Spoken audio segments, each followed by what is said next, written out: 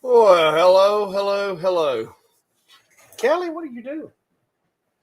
Okay, you look all like a display cat over there, sitting on top of the laser like that. Well, let's see if anybody shows up. I've got 6 people, so hey, it's a win, right? If it's not just me talking to myself and the cats and the dogs, I got like every animal. It's like Noah's Ark in here tonight. I got like all of them. All of them are hanging out in here. Fluffy is over there laying on a project that I'm working on. I got Callie over here sitting up on top of the laser that I was planning on using. I don't know what she thinks that is. I don't know. Are you working on your tan over there? I don't know what she's got going on. I literally just put material in there, so I don't. And I also just literally cleaned all the cat hair off the top of it. So there's that. But how's everybody going? I wish I could send this rain somewhere. Which don't get me wrong, we need the rain, but man, it gets to raining so much that I can't even make it to the house to get a new glass of sweet tea. So I'm having to drink things that I have in the refrigerator over here. So we'll see. We'll see how that works out. But I'm working on some projects. No, it ain't snowing down here. I can promise you that. So I'm working on some projects. Let's see what happens right here. Watch this, guys. I'm fixing a home this week creating. Let's see what this cat does. Let's see what happens.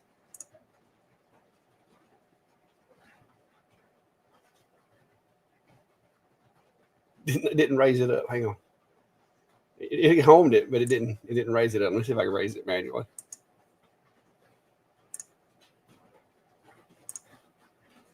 Get her attention. She's like, what's going on under me? What's up? Yeah, she don't need to be sitting on top of that. We're working with that machine, if you don't mind, ma'am. So yeah, let me go ahead and focus it. That's what I need to do. No, I need to focus it a while ago. It would have moved up and down. There it went. So I'm using LightBurn with it. Oh, Biscuit says hey too. He's running around in here nudging me. He went in the house earlier, wouldn't come out until I came out to come back out here in the shop. It was still raining and thundering, but we managed to make it. Luckily, my shoes are water resistant because it was puddling up. But me and Biscuit managed to make it back out here. And the cats, of course, they don't want to go outside right now because they're like, it's raining. We're not going out there. We're just going to stay in here. So that's what they're doing. But, oh, well, I'm probably going to mess this up. So forgive me. Dennis Seal, glad you found us. And, yeah, I've got the newer Cubico, but I have been slammed. I'm hoping that this weekend – I need to get my video out on this thing. Okay. That's going to be a pretty easy video. It's very similar to the other 2 machines. They have, in my opinion, Steve doesn't necessarily share this opinion, but in my opinion, they have made a few adjustments, it seems, because it runs a little better. There are a couple of things that still lack improvement, but for the most part, I've been doing jobs with it. And as long as it's a cut and engrave, I've been having really good luck. Framing with it is still a bit of a hassle, and we'll cover that in the video. It's like me and Steve have talked about. Opening it from the top like that it hinders the ability to frame with the machine.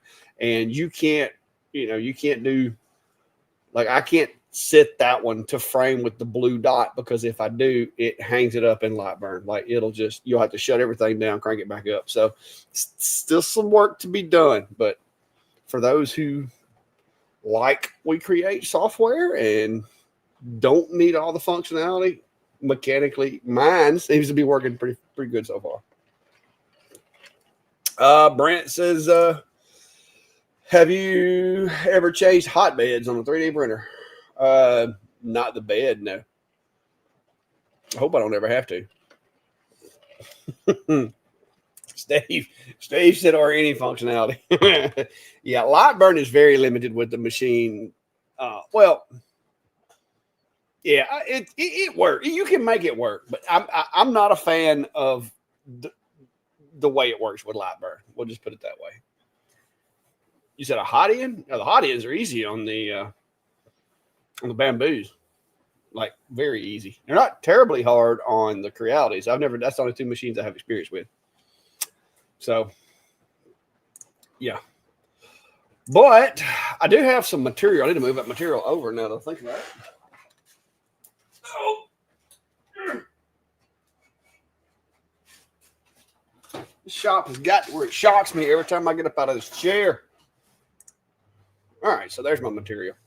So I got some material in there, and I've got a project I've been thinking about making, because here, like in the past few days, out front of my shop, these darn carpenter bees have been acting up. I've got some traps out there, and they do okay. They catch a lot of them, but I'm kind of thinking I might need me something to assault said bees with.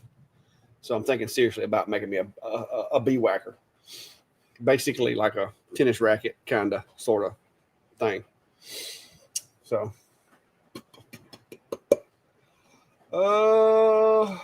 change the hot end on the ender. Yeah, I mean they're not terrible, but you know, there's just some videos out there that kind of walk you through it. I haven't made any, but there's some out there that I watched when I think I changed the hot end out on my ender when I had it. An extruder too. Yeah, that's right.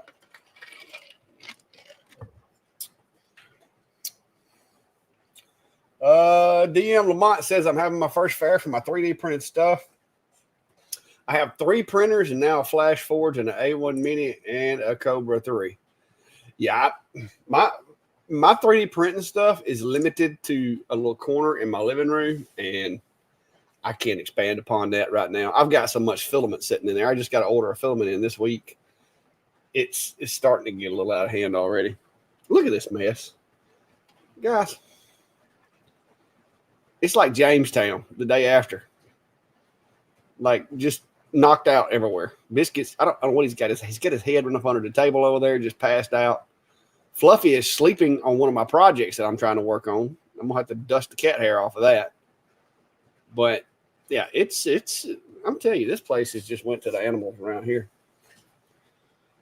Well, Brent, I'm not and I know I do like a lot of like little shorts and stuff like that and cool things with my 3D printers. But as far as teaching people, I am still learning. And to be honest with you, Bamboo has made it so easy that I just basically quit learning, because Bamboo has made 3D printing like making popcorn was to the microwave. I mean, it's just made it so easy that literally kind of like, popcorn, microwave popcorn just like made everybody where they can make popcorn without burning it. That's kind of the way I feel about Bamboo Labs, because it just works. Like, I don't know why it uses what settings. I don't research into it a whole lot because this is kind of my area. But with the Bamboo, it just works. And that's what I want. I mean, because I'm not trying to, figure out how it works. I just want it to work. I just want to put in an STL and get out a physical item. That's all I really care for. If it tears up, I'll learn what I have to figure out how to fix it. But Brent, the Bamboos, the A1, let's see. And I do have some affiliate links. Just saying. If you start to get one, I'm pretty sure they're on my channel. Let's see. The A1 with the AMS is $6.99.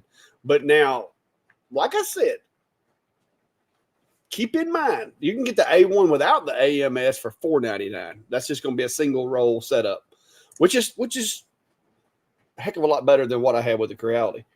The thing I like about the A1 is I bought my Ender 3, and then I upgraded the hot end, the extruder, the bed springs, added the, what did they call that little thing? Sonic controller or Sonic, whatever. Did all of that to it. and it still didn't print as good as the out of the box A1. So that's kind of why I am where I am with Bamboo Labs. It's not, I mean, I'm not saying they're the best thing going, but compared to what I was used to with the Ender, man, it's like daylight and dark. Like I said, it's like, I mean, how many of y'all actually know how to pop popcorn if you don't throw it in the microwave? So that's kind of where I'm at. You know, I didn't. They just make it easy. That's what I look at, the way I look at it. But yeah, I upgraded my Ender as far as I could. A buddy of mine's got it now. I don't even know if he's using it or not. He wanted to get into 3D printing. He had talked about getting one, and I'm like, here, I don't have room for this one right now, so take it home with you and use it. And as far as I know, he still got it. I don't know if he's using it or not. Brandon.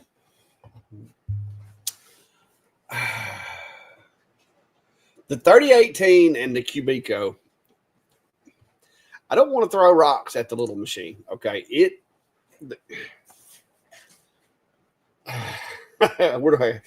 If you have more than, you know, whatever it is, what is it?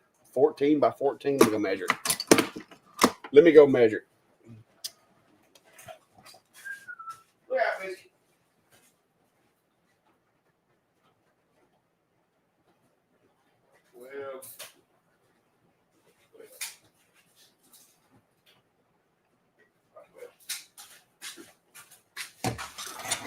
Okay, it's 12. I would probably say 13, just to be safe.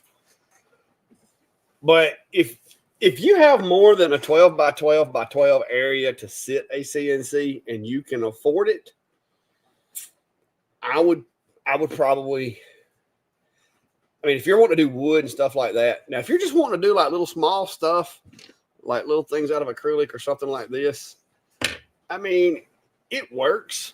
Your speeds and feeds are going to have to be really slow. The only big negative, I would say, this one versus a 3018, and I haven't had a 3018, I had a 3030, is this one has like a 3D printed, and I've checked the consumer model. I've got it over there too. I don't know if you noticed that or not, but I've got the Cubico that's got my little orange stiffener on the top of it, and then that one next to it is the brand new consumer model. I took it out of the box, compared it to my other one to see what the differences were, and not a lot of differences. So I'm getting ready to try to do another video after I've examined the consumer model, because they told me mine was a prototype. The consumer model would be different. So now I haven't used their software, and that's one thing that I'm a big thing about is if people send me a machine, I tell them what software I use. I don't really emphasize using like these little off softwares that they come out with. I've ran that one just using like Candle, which I'm going to try it with G-Sender now that I've started using G-Sender more. But I ran it with Candle and I designed the files with Vectric. It worked fine. It's not a bad machine to learn the maneuvers and so forth. But if you're going to make anything bigger than, you know, like coaster or maybe like a little catch tray about that big, you're going to need something bigger. The machine, because they tried to make it as cheap as they could and as lightweight as they could, I guess, it's not real rigid. So that's going to limit you as well. The circuit boards, because they're advertising it being for circuit boards, it's plenty rigid for that. It's plenty rigid for engraving, doing basic engraving and stuff like that. It's when you start getting into cutting materials, you're going to have to go really shallow and slow, because if you put too much force on the Z-axis of this machine, you're going to get some serious deflection. So that's kind of, I'm not saying it's bad for a first machine, but I had a 4040 Pro for my very first CNC. It was okay, but it was nothing compared to today's, like the 4040 Pro today from Genmitsu, the Fox Alien machine that you see sitting right over there. Those are a lot more capable. They're a lot more expensive also, but they're a lot more capable. Hang on, let me look on Amazon and see what else is out there. Biscuit, are you wanting out of the shop? I think the Genmitsu Pro Ver, yeah, that 3018 from Genmitsu has the same, it looks like the same Z-axis and the same rods and everything. So you're probably not going to be getting a big jump in sturdiness with that one, the 3018 Pro. I'm looking at it on Amazon. It's basically basically looks like they took that 3018 and put it in this little plastic box and kind of made it a little smaller. The work area is a little bit bigger on the 3018. So I don't know. $400 or less CNC. Let me see what they got. Which one? I don't remember all the prices.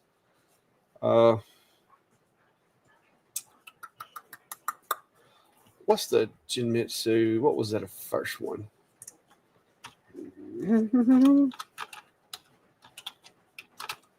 Genmitsu is probably the most affordable ones on the market now. Now,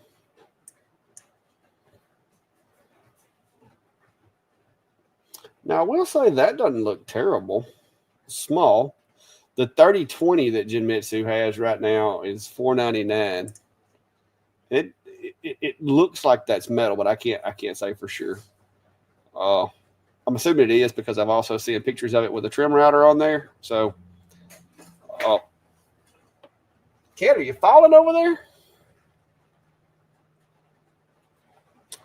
3018 Pro Ver version 2.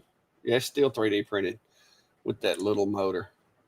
I don't want you to get anything that's going to like discourage you because there is some truth to, you know, if you get too small of a machine and you can't do enough, that it could turn you against it. But the 4040 from Genmitsu is a really good machine to start with. It's a little more expensive. Let me see what the price is going for right now. The weather's knocking stuff out of trees on me. So the 4040 Pro is currently $587. That's the original 4040. So it's not as good as the newer ones. The Reno's not bad. It's $449. So the Reno 4040 Reno is $449. So that's a little above what your budget says. But there's $417 for the Reno, $435 for the Reno. Now the Reno's belt driven, so it's going to be a little bit of a different animal, but it'll still, in my opinion, it would still be more capable than the Cubico or the 3018. I know it'd be more capable than the Cubico because I haven't ran the 3018. But anyway, what, Biscuit? What do you want? You ready to go outside? You go to the bathroom or something? Come on. Go.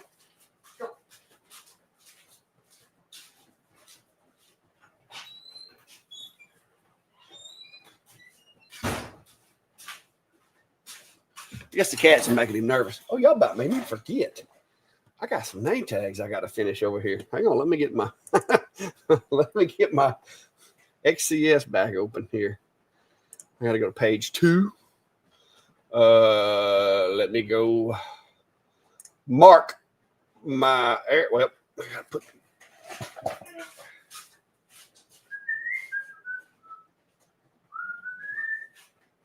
Got to measure my material. You had to break the S1 out. I had this job I wanted to get done.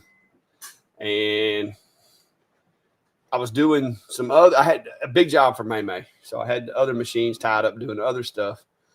And the S1 does a really good job with these. So I put it to work doing these little name tags. Now let me mark my little work area here. Rectangle. Start marking. All right, give me just a second.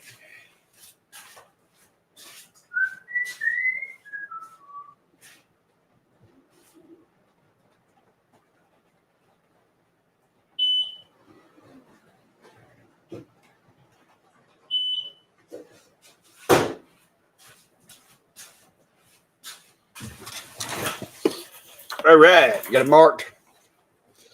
But I was a little off center with those. Let me move them over. What are you growling about there, cat? The dog went outside. All right, should be good to go. Process.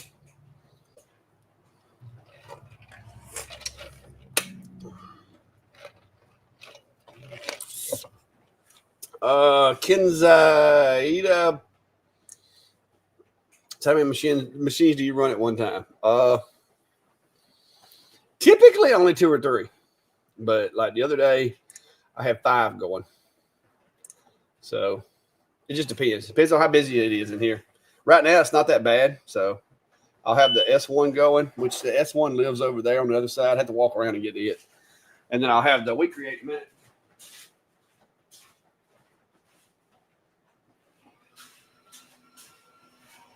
And I've been running the S1 is not vented. It is running on the AP2. So if you start seeing smoke, it means my AP2's quit working.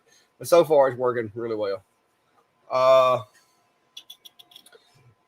DDIGZ, no, I don't have a doggy door. I have a cat door.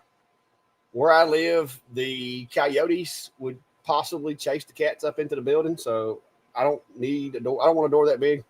Because Biscuit, if I built a door big enough for Biscuit to come in, I would be able to crawl through it myself. So he doesn't, I don't let him come in here unless I'm in here. Because if he wants to get in here and get to play, and he would knock over a camera or something like that, Biscuit is not allowed to come in here unsupervised. The cats are bad enough. Like, you have to be conscious of where you put things because you know how cats are. And I got a gnat or mosquito one flying around my face. But, so yeah. The cats do have a cat door. If you look, matter of fact, well, you can't quite see it. Hang on.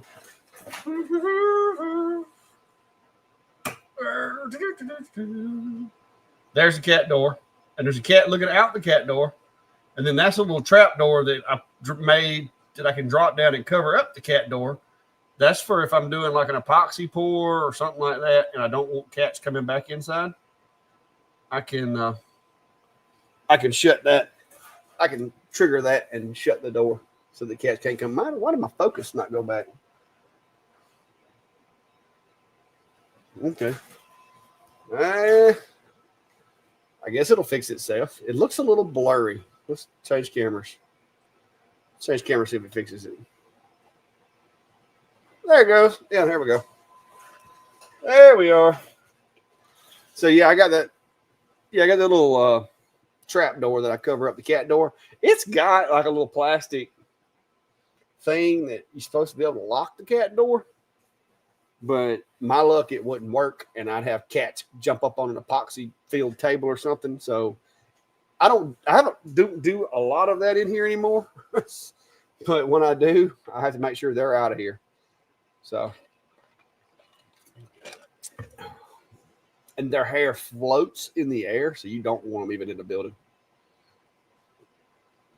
But yes, I run on Kinseta. I run all my machines on this one machine that I'm running right now. That's what the machine over there is running on. I've got XCS running right there. And I'm fixing to have, or actually I do already have, LightBurn running right here. And I think I'm going to go ahead and get this file. I think I'm going to make me a little bee whacker. Let's see, how big is that? 190. And let's make it a little bigger. Let's go ahead and change that over to a cut. All right, I'll make it about right there. Then I can make me a handle. Come off this way. So, but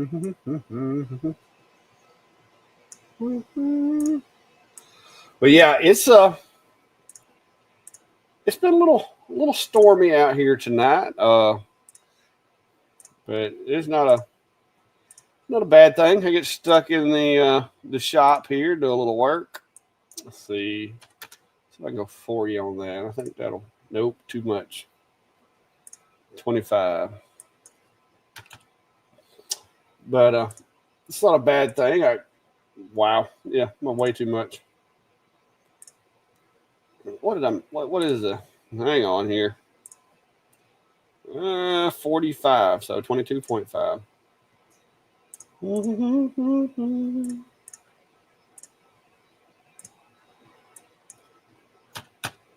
Let's do 22. That'll work. There we go. So there's me a nice little, if I made this at an angle, I could get me just a little longer handle out of it. There we go. I'm not worried about the shape. I just want it to be able to smack carpenter bees. All right. So, I don't know about that. I don't know if I want to go right now. Let's see. Let me just drop me a little nodes right there in the midpoint. Let's change those to smooth these. And I'll take this one and kind of, let's see.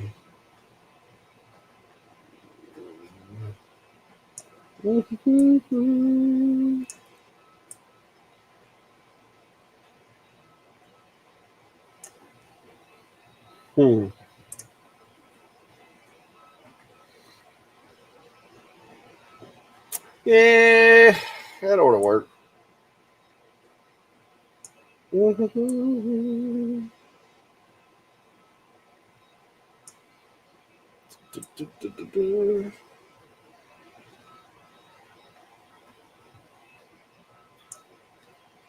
Uh-oh.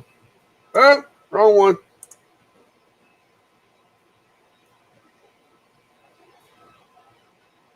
Where's that guy at? Nope, that ain't him. I see him now. He got moved.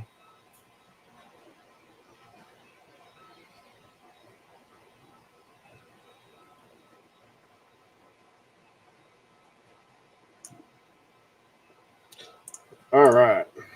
So,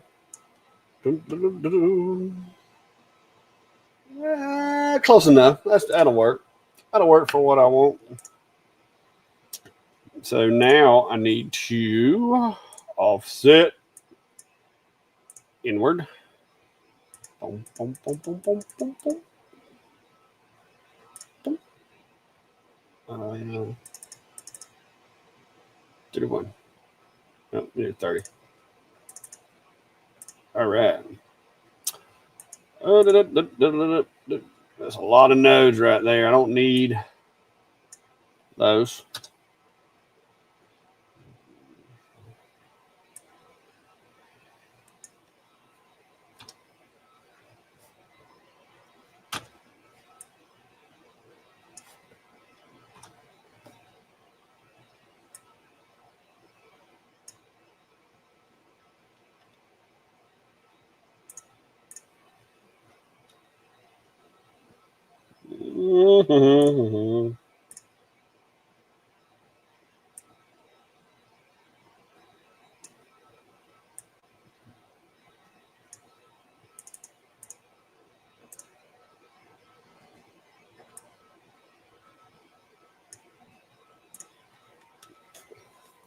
Close enough.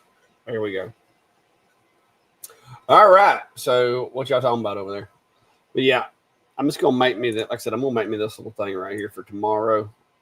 Because when I go outside and those carpenter bees are everywhere, I'm gonna be having me a little fun. Let's see here.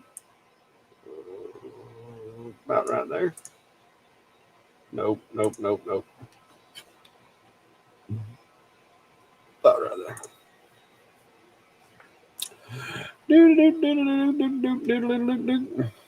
All right, let's see here. Where's my honeycomb at? There we go.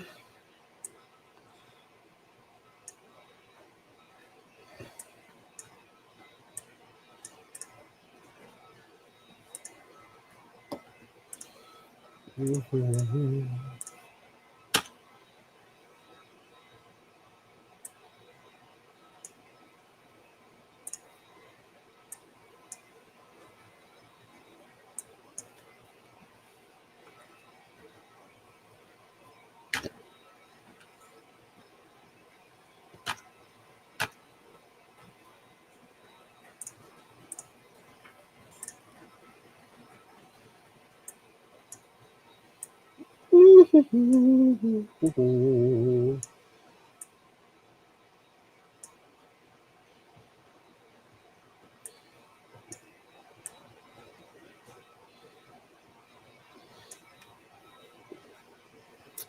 right. So what I'm going to do now is I'm going to duplicate this little guy right here. And then I'm going to select that. I'm going to come back over here. I'm going to hold control. I'm going to select that little line right there. And then I'm going to pop that. And that should trim my honeycomb. But now the problem I got now is my honeycomb squares are a little bigger than I wanted them to be. I'm afraid my bees is going to fit in them holes. Yeah, that's way too big. So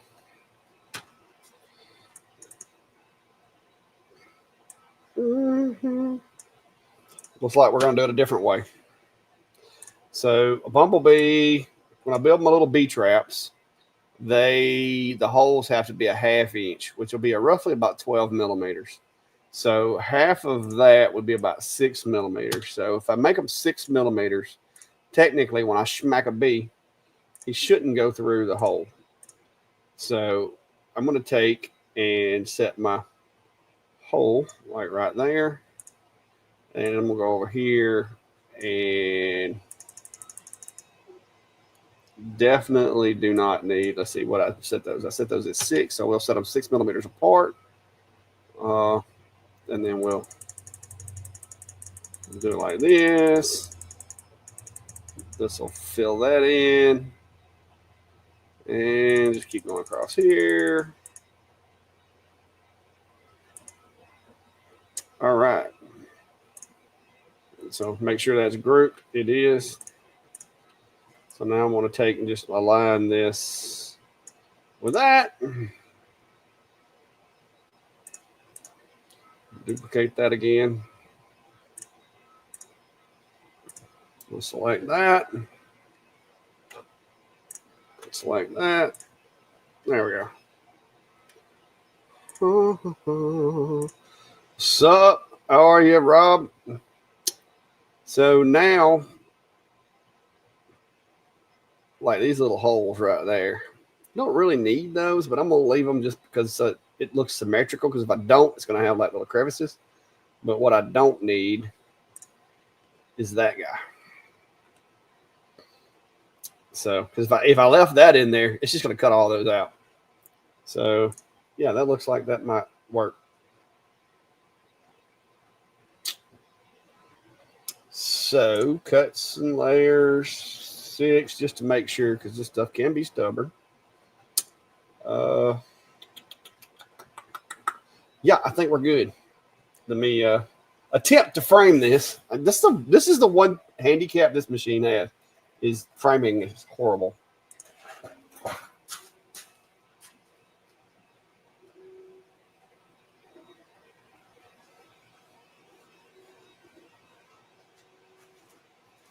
All right, so I think I need to come to the left just to fuzz. Let me try it again.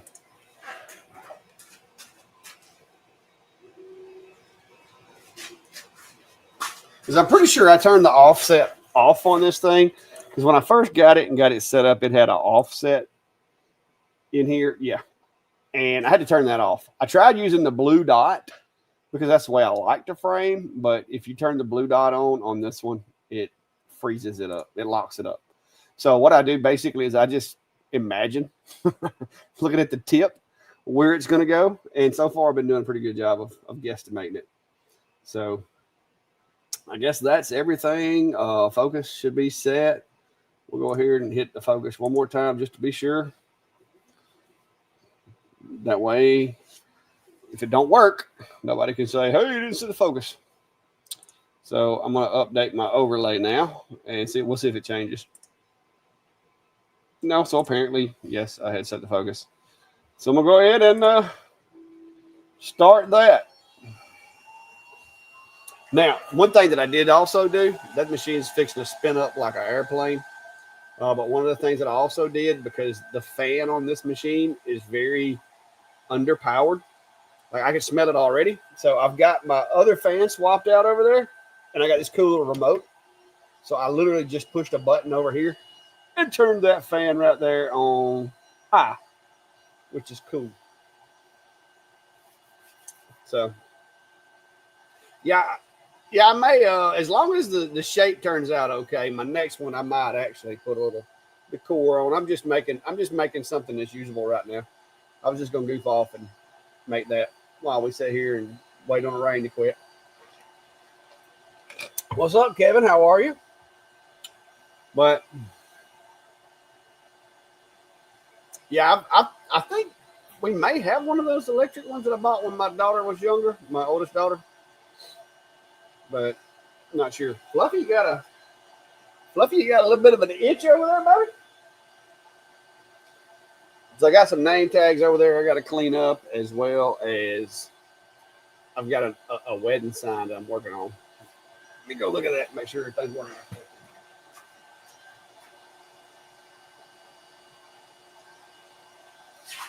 Oh, that's gonna fill my crumb tray up. Forgot about that. I keep hearing something clicking. I was like, what is that? But it's the little circles dropping and hitting the crumb tray. You can see it. You can see it over there in the camera. Now, I will say I do like the fact that they fixed the camera so that it does work in LightBurn. That was a good one. That was a plus. If they'd have made it where you could frame with the blue dot, that would have made my life a lot easier. What's up? What's next, woodworking? How are you? Yeah, Robbie, it's been coming down. I think it's calmed down a little bit because I don't hear it beating on the roof no more. But it's been pretty stormy.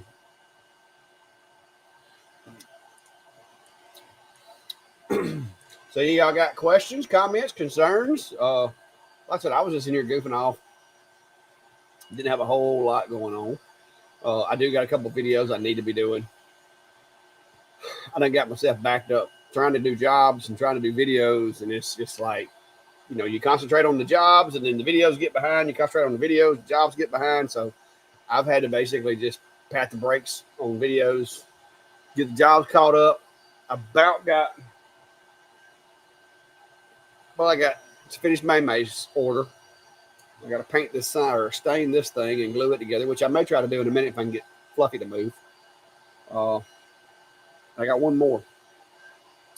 I had to look at my messages, but I got one more I got to do.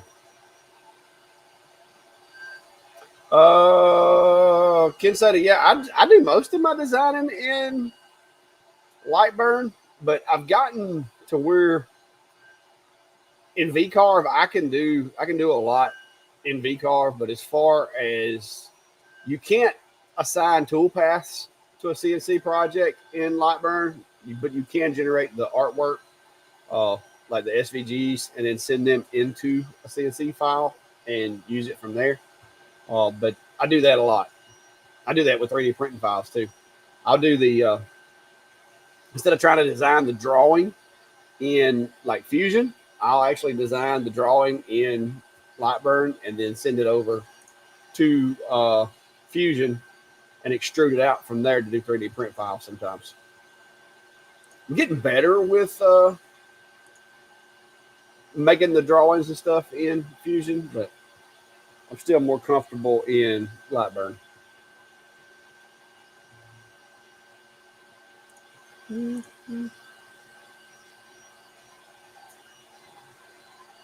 Yeah, well, now, Jack, they've added the scissors in LightBurn. It's not exactly the same, but it's very effective compared to what we had. I like it. So let me see if I can get this cat to relocate, and then we'll stain this sign right quick. Let it be drying. So I think I did that. I hope I did that one on unfinished. Yes, I did. See, I got this sign right here. Woo! I got the letters outside. They've been spray painted, so I got to let them dry. But I got to stain this because this has got to be stained brown, and then the letters are going to be white on top of it.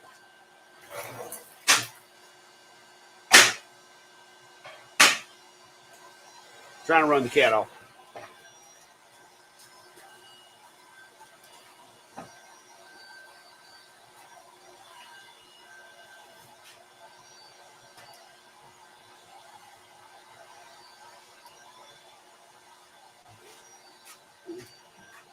All right, she left. All right, so I'll swap you over. Get you over here for a second.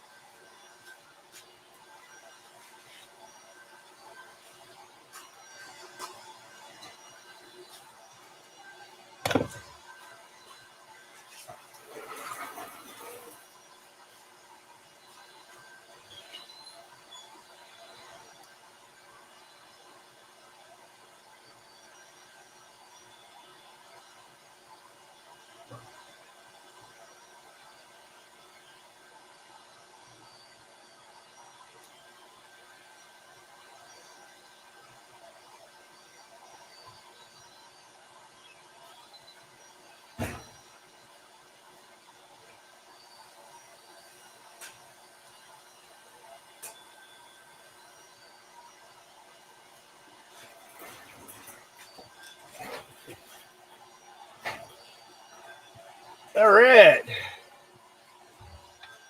All right, what we working on?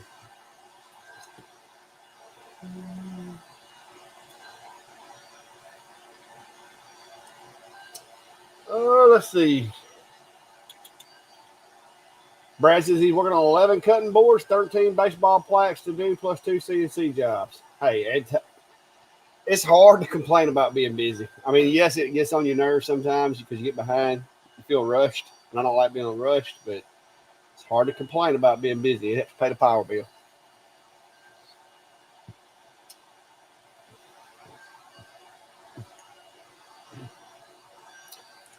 Chris is saying I have LightBurn camera and LightBurn software, but it keeps freezing up after a minute or two, so I have to go to my computer and then go back and restart it. Suggestions?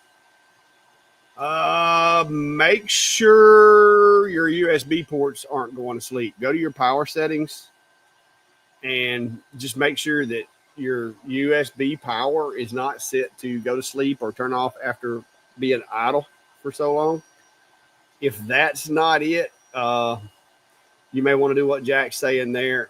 I run powered USB hubs. You can see there's one right there. And what that is it's a USB 3 hub, but it also has a power supply that plugs into the wall. And what that does is if your computer has limited, because when USB ports use electricity from the power supply of the computer, each port is only allotted so much per port. And if you have a lot of like high usage things on your USB, then the USB card or the USB controller can actually become overused and basically consuming too much electricity, more than it's allotted. So by using a powered USB hub, that does allow the computer to kind of manage that power a little better. So make sure that the USB is not going to sleep or powering down to conserve power. If that doesn't work, you may want to try a powered USB hub. And I have got a net in here. I think I got him. Maybe I got him. He keeps flying toward my eyes. So try those two things and see if it helps. That, generally speaking, that's going to be the big thing. Now, one thing that you might can check is check the resolution of the camera. If you're using like a 4K camera, you really don't need 4K for overhead, LightBurn stuff. 1080, 720 will be more than adequate. So if you have a control software where you can turn the resolution of that camera down, that could be causing a problem if your computer lacks the resources to manage a 4K camera. That can be causing a problem as well. So it may just be that your resources are getting overwhelmed. One thing too that you can do is while you're using your computer, if you'll hit Control-Alt-Delete, and I'm going to move you down here to show you. Hit Control-Alt-Delete on your computer. It'll pull this task manager screen. Well, let me just show you from the start. Control-Alt-Delete, you're going to get disk. All right, you go to task manager, and it's going to show you everything that's running on your computer. But it'll also show you the performance over here. If you are having this problem, and you can leave this up.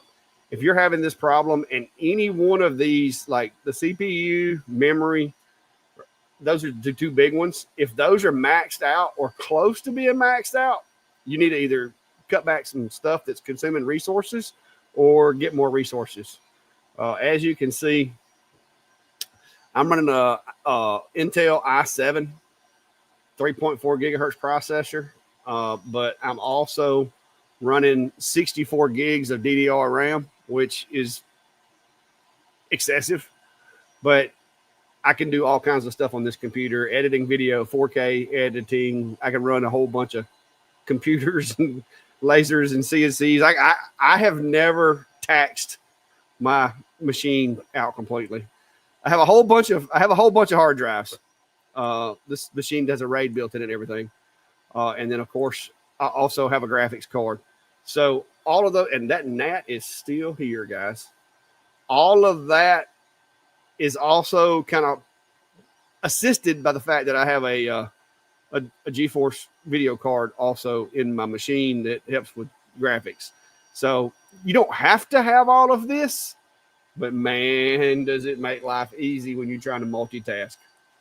Like but now this computer is old and it's getting ready to break. When you hit Control Alt Delete, we can't see your screen. So just right click the blank spot on the taskbar. Yeah, you can do. Let's see.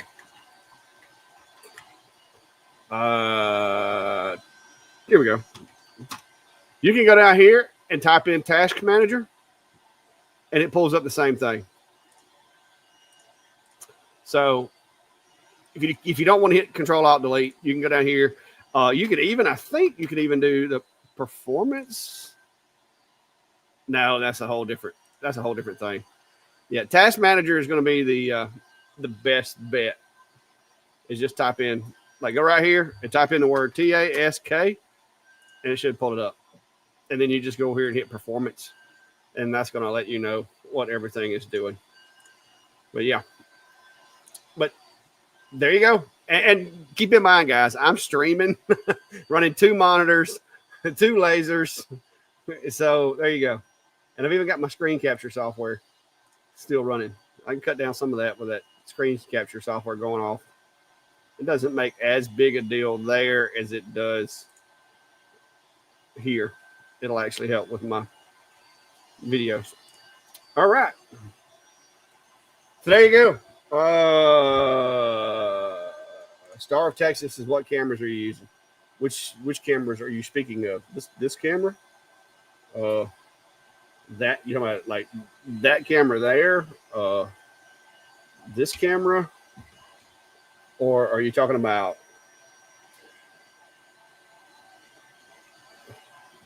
Well, yeah, you can't hardly see that one. Can't see that one there at all. But I got lots of them. Currently, I think I have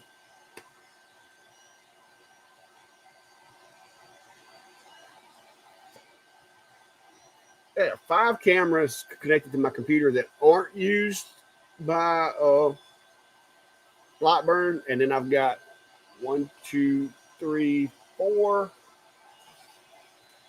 LightBurn cameras running. One of them is the one that's built in the WeCreate. One of them, well, that one doesn't work LightBurn on the Mega, but whatever. Let's see if his name tags are about done.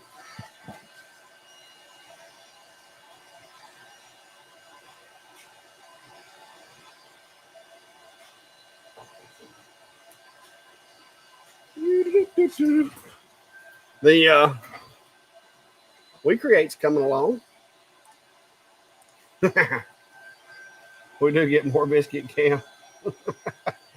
Well, he is outside now. He decided that the storm had left and passed. He's ready to go outside and play. So he's actually outside. Timmy says you can use Control Shift Escape also to get to the taskbar. Never used that one.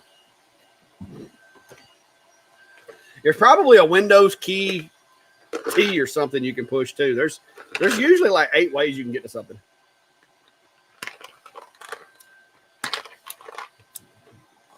Also, make sure to close the. I don't know what that is, but that doesn't sound like a really reputable website there, Star.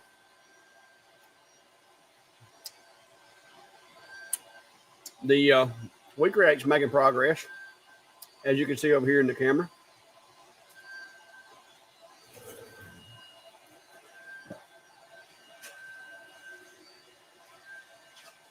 It's weird. It looks weird in the camera, but what it is like every other line of those holes has apparently lined up perfectly with the blades in the machine. And so, like, one line's falling out, the next line's got caught, the next one's falling out, caught. But hopefully I'll have a little bug flapper here in a minute. And I'm going to wear them out tomorrow. I think I got 2 of them today just using my hand.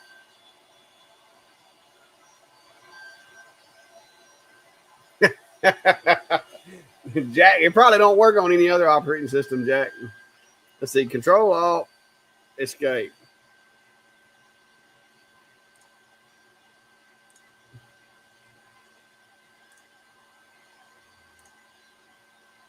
Huh.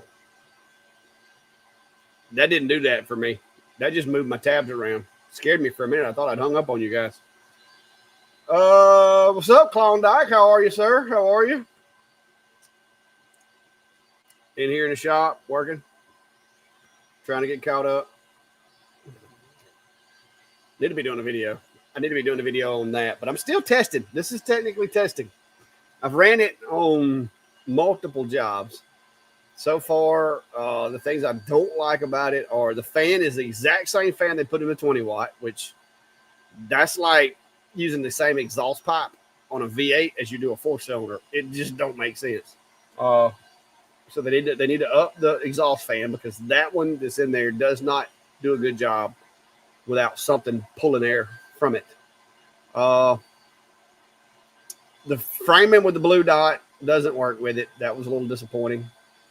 Other than that, so far, I haven't had any big issues with mine. I had some weird anomalies going on with a couple of my files to where it was skipping like the first 10 millimeters or so of the design. But since then, and I'll let you know here in a minute, I haven't had that problem with any of the rest of the files. So I don't know if that was something in that file or what. James Richards, that is I cut those on EnclosureZilla over here on the X40 Max. That sign's like 32 inches wide is what I do those. That one's actually for a wedding. It's going to be like, I guess they're having like a balloon arch and all these wall, like it's going to be decorated.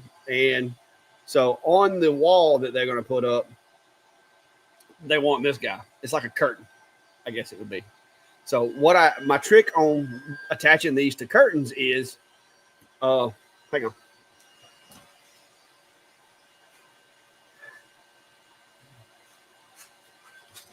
So a couple of my customers are party planners, balloon arch folks that set up for events.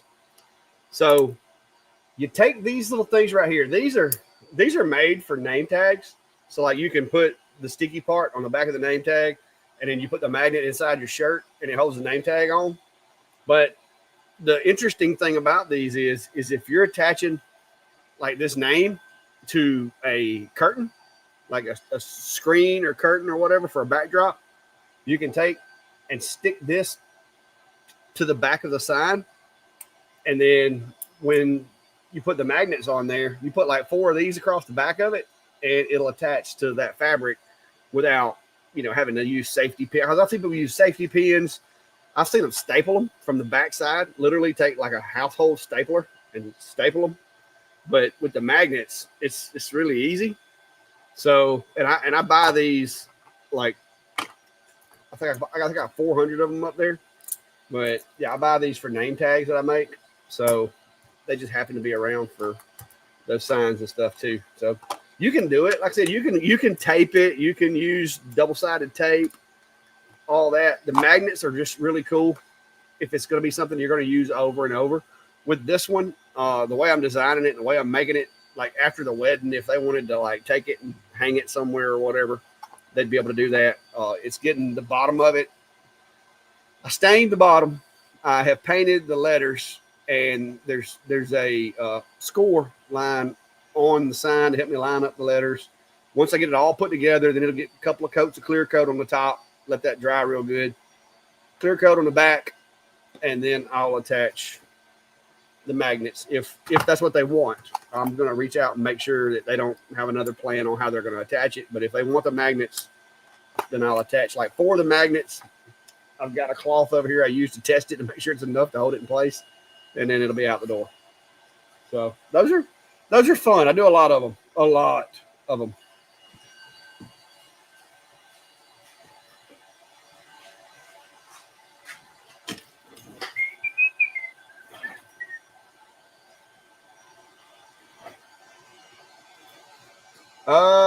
Timmy, somebody else was saying Control Shift Escape. I was using Control Alt Delete, but it's just as easy to do search for Task Manager. Burn Car Prince asking, what is my favorite CO2 laser? What is my favorite if I could just like get it sent to me and not have to buy it, or what is my favorite that I have? That's a big question. Out of all the ones that I've got, Biscuit, what are you doing? he's got his head stuck in the doggy door, the cat door over there. Oh, wait a minute. Sounds like the We Create is done, guys. So I'm gonna go over there and check that out, see if it cut loose. Oh, hang on. Let me cut off my fan. High speed.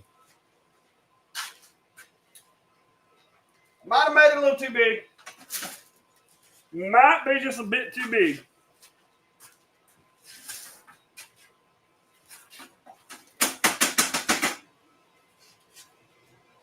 I need two pieces. I'll be busted that handles.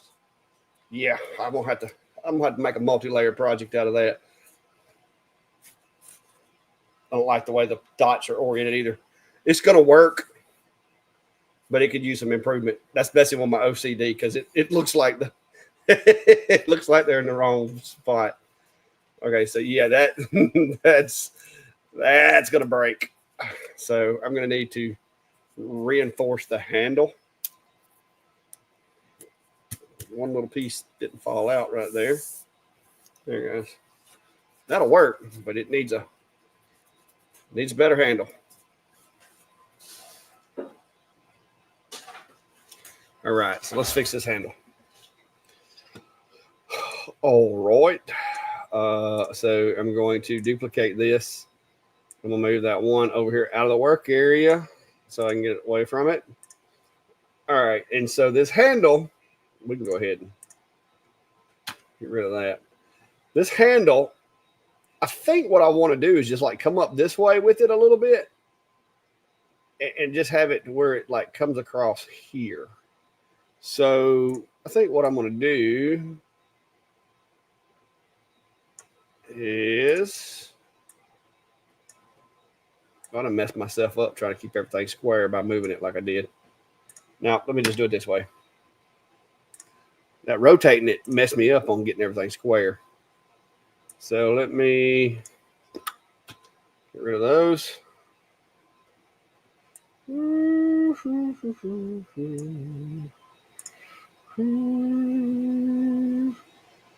Let's see.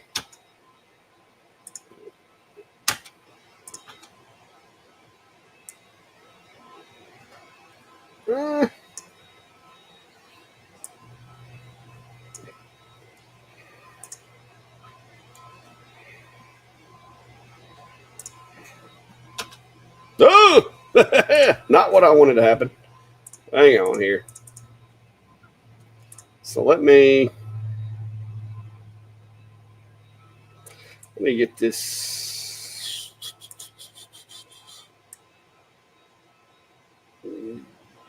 about right there.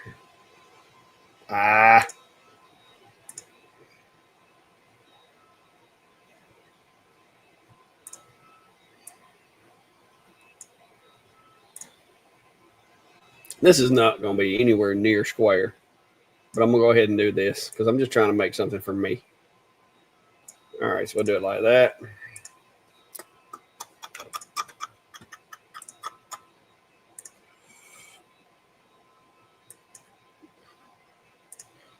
That ungroup. All right, let me just kind of look and see. Make sure that's not going to. Yeah, I think it might.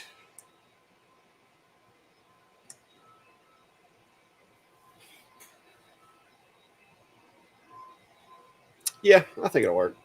Let me get that scrap material out.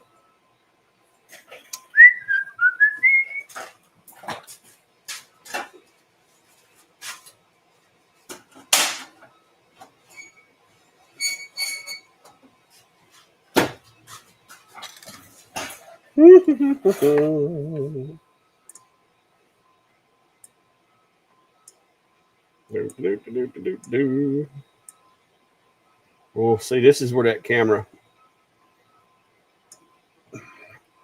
wish it was more accurate. It's probably not going to be. We'll try it.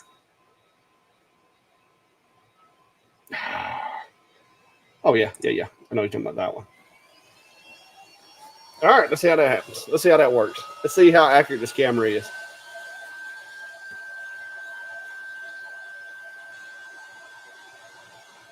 Have you seen the offset pin on drapery hooks? No, I just use stuff that I've already got on hand, Klondike. And the last person that got one of them with the magnets was like really pleased. So if they're going to mount them on a wall, I tell them to use command strips a lot of times so you can remove them. And you can actually use the command strips for fabric as well. It just depends on preference.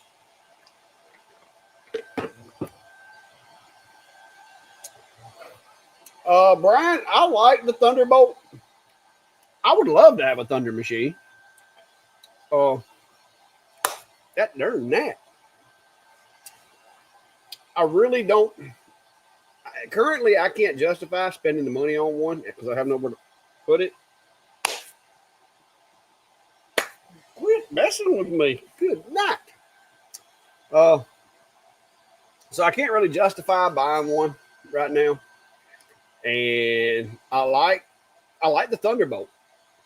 But if I'm going to spend my money on getting a bigger CNC or a bigger machine, I've got to have something big enough to do something that can do these name signs that I do, like that one laying over there, as well as my stove covers, because those are two of my biggest things that I do. I do those a lot.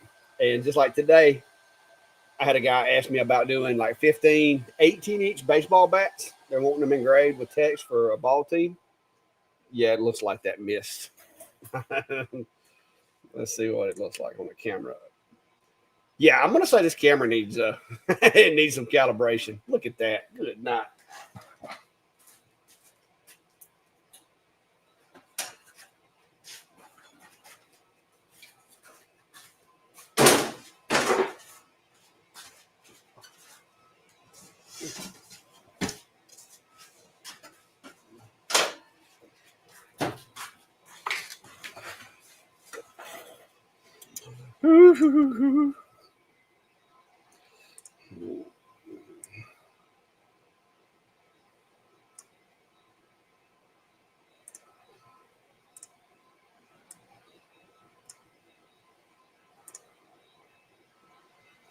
Yeah, that ain't exactly square.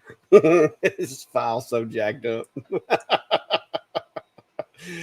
Oh, it is so messed up. I'm glad this is just something for me to play with, because it is not right. I would have to, because part of the problem is I'm trying to talk and make it.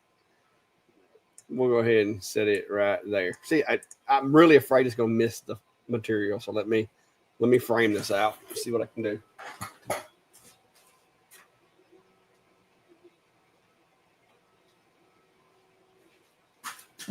Okay, that actually will not miss the material. So here we go.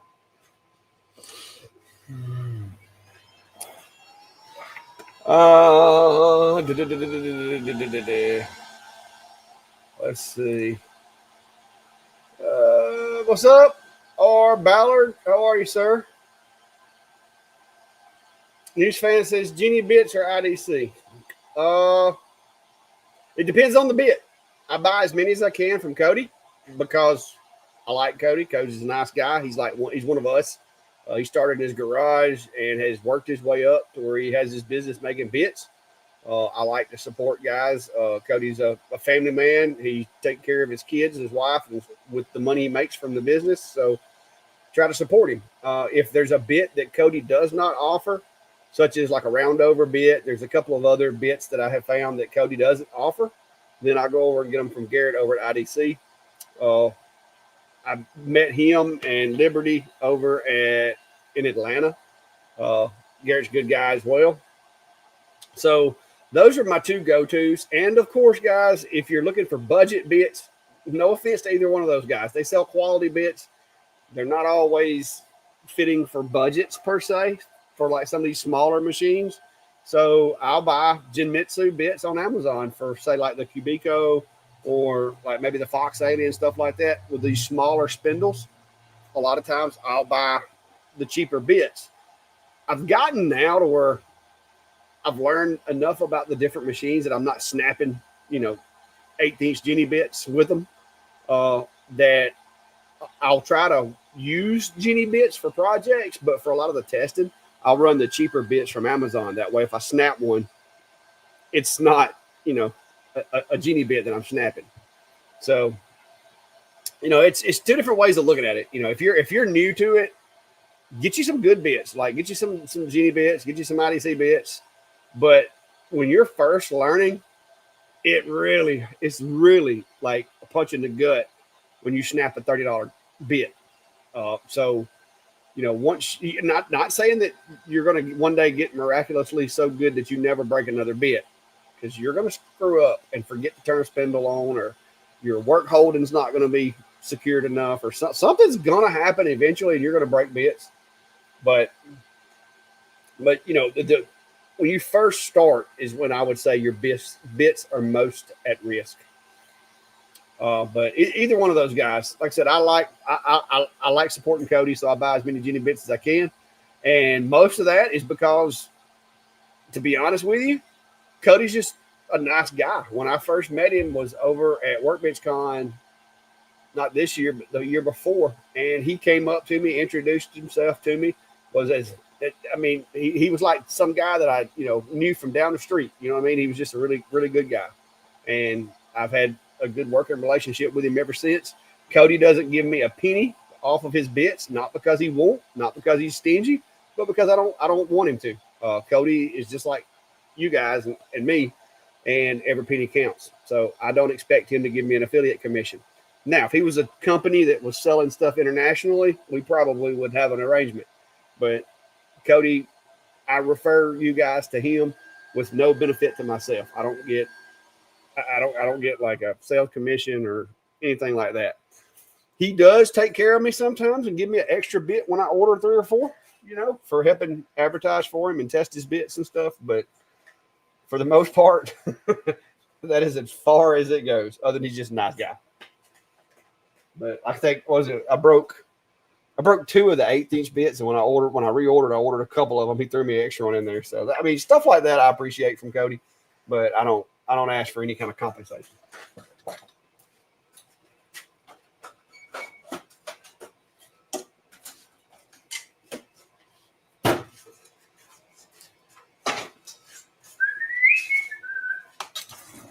I don't know if y'all caught it or not, but I mirrored that one image because I'm using my pre-finished material. And so when I duplicated it, I mirrored it so that I wouldn't have like a rough side and a finished side. Because the plan is, because this file is not symmetrical at all, the plan is that I'm going to glue these to here. Oh, yeah. Oh, yeah. A little glue, we'll be in business. That's much more stable now. I mean, it's still got a little wiggle to it, but it doesn't feel like it's going to snap. So, let me get a rag. Those bees are going to hate to see me coming tomorrow. I've been chewing up my porch. It's time to bring it to an end. But yeah, this file is janky, guys. Don't make your files look like this. I mean, this is janky. But you know what? I bet it's going to be effective. If it works, if this actually works, what I'm going to do is I'm going to go back, actually take my time and make a cool file like this. But I want to make sure this is not going to just snap in my hand. I want to make sure my theory is correct. Biscuit, what are you doing knocking on the door over there? All right, so this is the pre-finish. So this side here has to be scuffed up, or else my glue is not going to hold. So let me do that.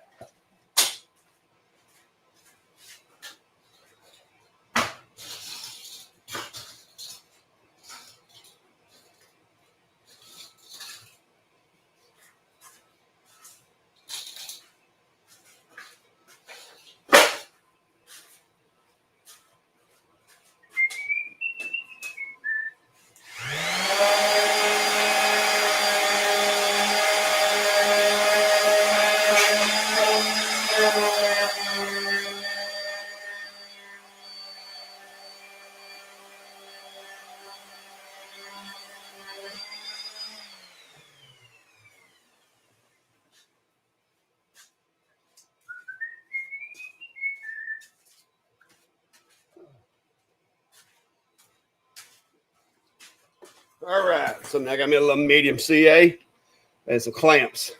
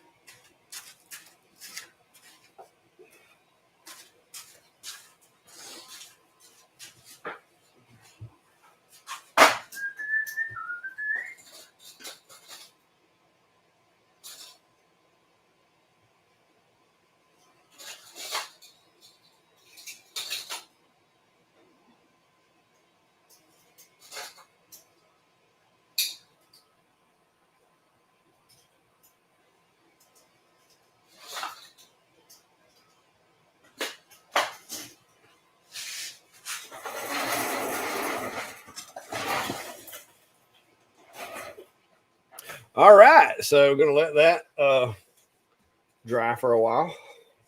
I used medium CA. It's a tube of CA that I actually screwed up on the closing it back, and it like hardened itself up in the tip, so I had to basically twist it until the tip broke off of it. So I've been trying to use it up. So it still works. It's just the bottle's like got a big gaping hole in the top of it. Timmy said on one step from custom pickleball but rackets. Yeah, it like I said, if this is successful, if it kills enough bees for me, I may play around with it and spend a little more time making it to make it work a little better. So close that. Still got the name tags over there going. It sounds like to me though that they are cutting now instead of engraving, so that's good. So it means I'll be through with that layer here in just a second, and then I will have one more page, I think. Yes, one more page to go, and I'll be done with those. I did them, man. I had like half of these things done, and then I realized that May and them did the artwork for these things and sent it to me, and it was a mess because I don't know what software exactly they used, but when it came to me, y'all know how a lot of the Adobe or a lot of the little quick programs that people use to make stuff, like it'll make it in the layers, but it's not lines really. It's just like layers of solids. Well, that's the way these things were. So I had to like weld them together and use the Boolean functions to fix them. And then some of the graphics were so small that they didn't look right. It's been a bit of an undertaking. And then when I finally got them into XCS, I brought them in as an SVG that they sent me. And I realized after I cut about half of them that they weren't properly scaled. So I had to go back and rescale them because they were supposed to be 3 inches by 2 inches. And they were 2 inches by like 1.25 inches, I think it was. So I had to scale them up. But I got 100 of them, individual 100 little shapes. So I had to scale all of them. And so basically what I did was I created a box the size of what they were supposed to be. I selected all of the 100 of them, and I just drug them and positioned them over that tool line box until that one was the appropriate size. And basically, in doing so, it scaled all 100 of them. So it was a bit of an undertaking. DDIGs. I know I probably butchered that guy. Sorry. Do you use Imager for anything? Not typically. I know that a lot of people do. I've played around with it once or twice. Not enough to know anything about it. I'm gonna be honest with you. I'll watch somebody's video and be like, "Well, that's pretty cool. Let me try that." Most of the stuff that I do with images, I pay extra because of the streaming software and video editing. I have to have like the $59 a month Adobe subscription. So I have a lot of Adobe tools that can do most everything I need to do with a photo. So I use Adobe because I'm already paying for it. So if I'm going to pay for it, why not use it? So I actually have Photoshop, Lightroom, all those things. I have the whole suite of Adobe products. All because I like to use iPhones to do B-roll, because I got this is my phone that I use, and then I got this older phone here that stays in the shop, and this one doesn't have service or anything. It works off Wi-Fi still, but you can see I got this little thing right here. It adds a little clamp, so I can set that phone in this little clamp right here and position it wherever I want to and get B-roll. Well, that's pretty cool. I also have my little DJI camera that I use for a lot of different stuff. This little guy here. And before I upgraded my Adobe subscription, I would have to take and download the video from my iPhone, like to Google Drive or whatever. And then I would have to bring it onto my computer, and I would have to take that .mov file, and I would have to change it to a MPEG in order to use it in a video. And so that took a while to download the file. And then I got some micro explosions going on in that enclosure. Somebody needs to clean his honeycomb. So it took a while to do all that conversion. So I wound up, got irritated with it because it was also causing Adobe to crash when I was editing videos sometimes. And so I went ahead and bought the bigger subscription so that I could just literally drag and drop .mov files in there. And so,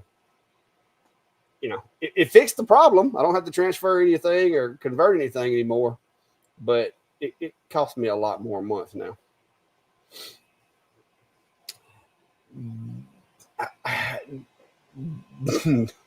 I don't know how to say DDIGs. I don't know. It's probably not your name. It's probably just my redneckanese. I can't pronounce it, so don't think it's your name. It's probably something to do with my language comprehension skills. My gosh, somebody definitely needs to clean that honeycomb. I don't know if y'all can hear that or not, unless there's something outside beating on the wall. It does kind of sound like it's coming from that way. Let me walk over here and see if it's coming from the machine.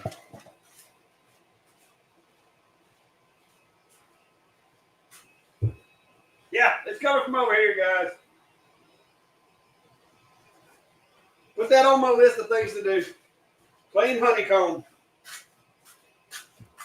I got some explosions going off in there. So, guys, I don't know if y'all can hear it. I can hear it. It's like boom, boom, boom. If you start hearing that exploding noise coming from your lasers a lot, that means you need to clean your honeycomb. Just saying. So I'm gonna put that on my list of things to do tomorrow. Because that it popped that one time, and I seen the material kind of do that. So yeah, it's probably the noise canceling on this microphone is probably cutting it out, but it's doing it because it sounds like somebody's kicking the wall or something. All right, so BDA Studios says question about craft fairs or shows. How do you describe your business for what you sell? Handmade, handcrafted, laser engraved, laser cut. Trying to come up with a tagline for my new business. Well, I'm gonna be honest with you. I get the most giggles out of folks when I tell them I can put their name on anything because I literally can. So I try to stick in the custom. To stick with the custom. Custom pays better. Custom is more sought after, I guess you could say. Now, as with anything, if you got downtime, you can do some mass produced stuff to sell. Keychains and stuff like that. But now I will tell you this too: you will don't go getting crazy. Like if you think you got a good idea for a keychain and you make 100 of them, just be prepared to keep 90 of them and give them out at Christmas or something, because it never fails. The things that you think are going to sell like hotcakes just kind of sit there. The things that you're like, nobody's going to buy this, you can't make them fast enough. That seems to be the way things work out for me. But most of the stuff I don't like to call it handcrafted, because a lot of your purists will be like, oh, you didn't handcraft that, you built it with a computer, which, whatever. As if they don't use a light bulb in their shop. I don't see them out there sitting around the fire with a piece of flint rock doing woodworking. I mean, they're using tools too, but don't get me started on that. But anyway, so I don't usually call it, I do laser engraving. I do also do other things here in the shop, but typically when I'm at an event, everything that I'm selling the laser is going to be hit at some shape, form, or fashion. And these bugs are killing me tonight. Some shape, form, or fashion is going to be laser engraved. So I stick with laser engraved, customized, personalized. Like I said, I can put your name on anything. And that's what I tell people. They're like, what do you do in your shop? I'm like, I put people's names and stuff. Like, what do you mean? I was like, I put your name on anything. Well, can you put it on my phone? Yep. Can you put it on my cup? Yep. Can you put it on? Yeah, I can put it on your car if you want me to. You're going to have to sign something. But I can put it on the hood of your car if you want. So it's just try to keep it simple. Don't over describe yourself. Because it quick, easy, doesn't require a whole lot of thoughts. Because I'm going to be honest with you. I would say 90% of the population is going to go for the. I mean, it's easy. They want easy. I mean, if you don't believe that people, human beings as a species, go for the easy route, next time you go shopping, look and see how many parking spaces are available up close to the building and how many are available further away from the building. And this is not because some people, I mean, I know some people just like me at times, some people just don't have the ability to walk across the parking lot necessarily. But it's even those people that go to the gym for 8 hours, a week to work out, to get fit, will fight you over a parking spot that saves them 30 feet of walking. I've never understood that. You'll see them in the parking lot of Walmart. They will drive around for 30 minutes to get 30 feet closer to the building. But then after they leave there, they go to the gym and get on a treadmill and stay for an hour. I mean, I know I got redneck logic, but that don't make a whole lot of sense to me. So my time is more valuable than walking 30 feet. I would rather just walk it, but I see it all the time. It just kills me at Walmart, places like that, different places. You see them circling the block like 19 times, and I'll just like park. And then I'm parked, walked all the way to the door, and they're still circling the block because they don't want to walk an extra 30 feet. So it's just crazy. There are people, I understand that, with disabilities and limitations that need to park up close. I'm not knocking those folks. It's the ones that don't have limitations. Because like me personally, have y'all seen this? I kind of need to get a few extra steps in. You know what I mean? I am heavier now than I've been in years. I'm blaming it on the fact that my knee was messed up, then my back was messed up, and I haven't been as active as I was. That's what I'm blaming it on. That and just poor genetics.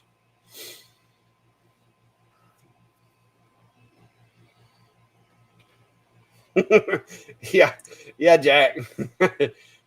Yeah, that's what I said. Keep it simple. Keep it simple. Short, simple lessons. It's kind of like training dogs. You know, I've spent a lot of time training dogs over the years. Short, simple lessons. Just keep it simple. Keep it short. You know, yeah, I take a design, I put it in a laser, and just I'll burn it to whatever. You know, that's because anything beyond that, they really don't care. More than likely, if they do care, then they're probably going to leave your booth and go look it up on YouTube anyway. Man, those things should be about cut out by now.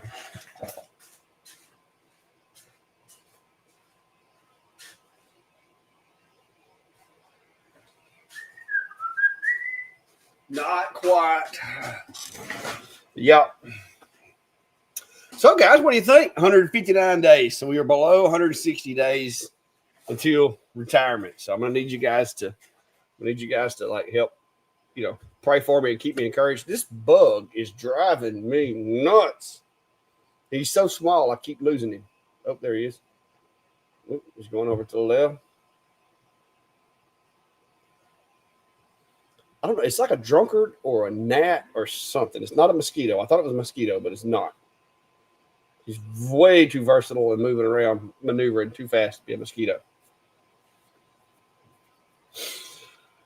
All right. So, questions, comments, concerns, guys. The storm has passed. It's about 8:32. I'm to be honest with you. Once this run of what? When did it start doing that? My S1 just popped up and said that I have enough time on my machine that it requires cleaning. When did it start doing that? And how would it know whether I had cleaned my machine or not? Huh. That's got to be a new update. Yeah, see, look right here. It popped up this right here. Oops, the cumulative processing time of the device is too long. Smoke from processing accumulates on the lens, which may lead to poor performance. Please clean the lens and dry tissue in a timely manner. Okay, but it was literally, guys, I just put that module back on there. Well, I have cut. It's probably only been about 3 hours worth. Huh. Okay, I'll check it when it gets done. I know the honeycomb needs cleaning. I'm going to do that before I do the rest of them tomorrow. So I guess while I'm waiting, I'm going to honeycomb to dry. I've actually got a bug zapper outside, but this little guy's gotten in here somehow. Probably earlier because Biscuit was in here and I had the door open because I was going back and forth to the burn pile, burning some scrap. And it probably came in. I had a carpenter be in here yesterday. I got him, though. Me and the cats got him. I knocked him down, and the cats finished him off for me.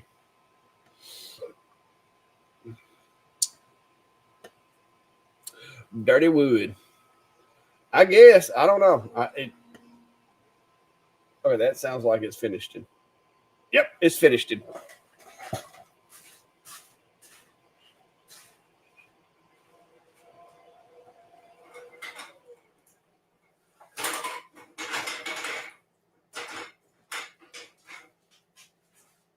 Oh, wow. I got 2 of them that didn't come out. Don't you hate it when that happens? Like barely. Like that one little spot in this whole piece of wood. Which now it may be my fault. I did kind of have it propped up on the edge of the honeycomb a little bit. Let's see if this is going to work. If not, I'll add them to the next cut. Yeah, I think I'm just going to add them to the next cut. Yep. These 2 will have to get redone.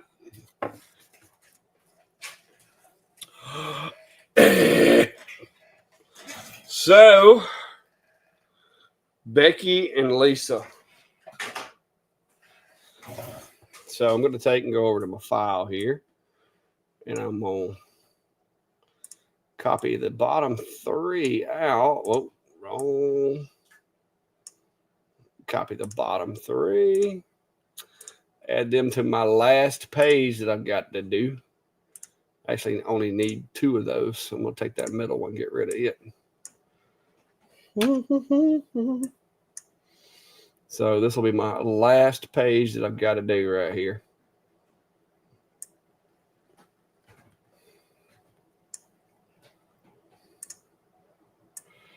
Da, da, da.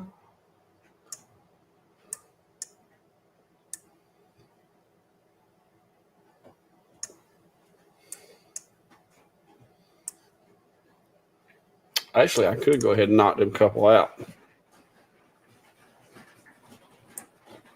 Yeah, I could do that. Let me just go ahead and create me another layer here. I'll just put these two in here by themselves and redo them on a piece of scrap. I've got some scrap laying over here from the bug beater. Yes. I'm going to check that lens while we at it and see if it's actually dirty or if that's just a malfunctioning system.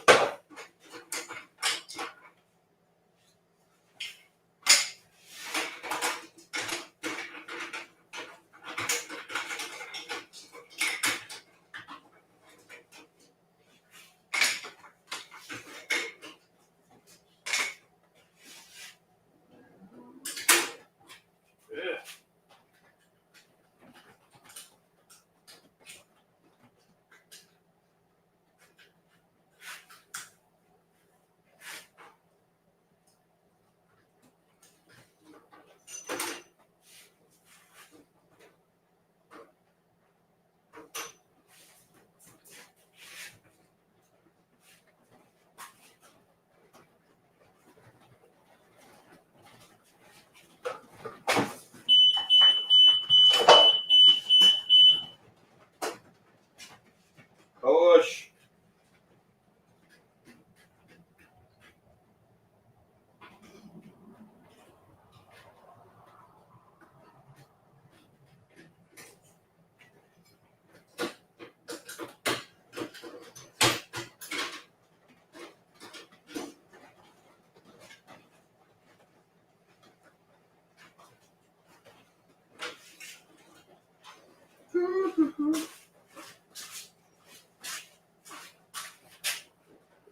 Oh, that lens looks like brand new. What they talking about?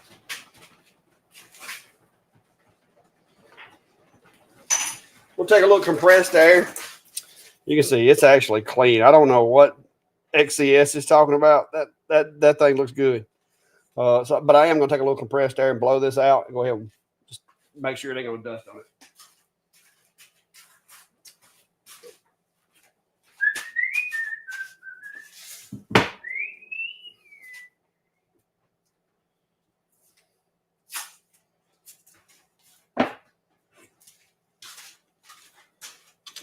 Before I go to blowing on this, because I don't want to have to clean this lens since it's looking like it's brand new, I am going to take, because this lens is actually down in there.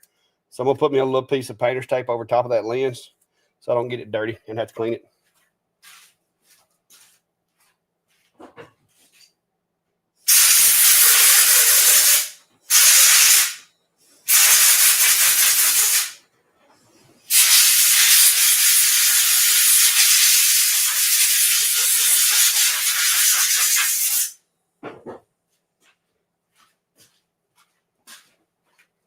So there was a little dust up in there. So yeah, I got it blown out.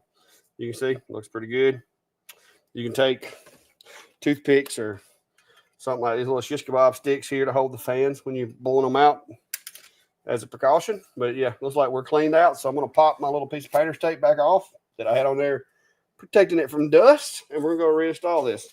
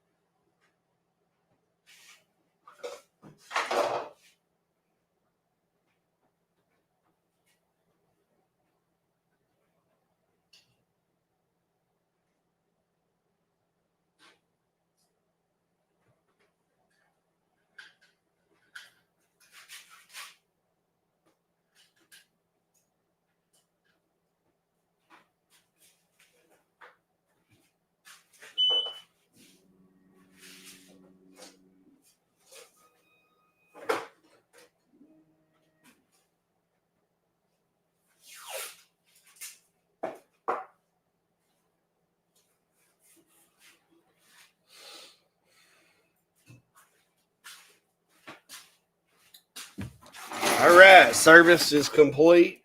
Machine is put back together. So now I just gotta get my machine to reconnect because I had to power it down to do all that. So we're gonna go back over here, reconnect to it.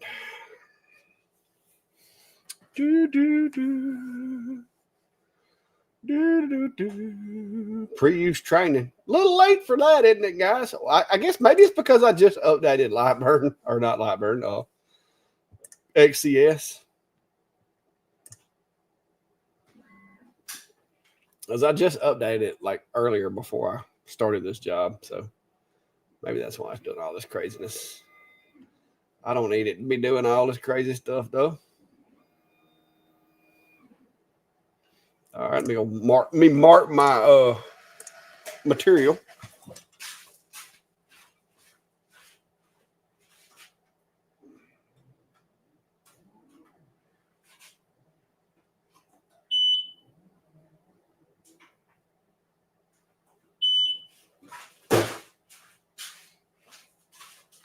I'm gonna tell you, when I first got the S1, I didn't like the not having a camera. But now, the more I get used to that little pointing system, it's actually really, really, really accurate, and I like it. It just took me a little while to get used to it. So let me get these two here as well. We can go to this last sheet. I'll just go ahead and do these 4. All right, so there we go.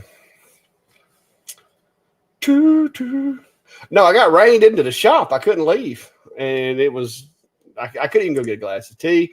Brandy couldn't come out here and hang out with me, so it was just like. So I figured I'd just go live, hang out with you guys. Oh, wait a minute. Why is my layers all messed up here? All right, red layer should be a cut. See, I don't understand how it. All right, whatever. 100%. We fixed my layers. My layers done got all messed up, discombobulated. 6 on that one. And then on my engrave, I want 100% power and 300. There's that darn bug again. 300 speed. All right, so now it should be good.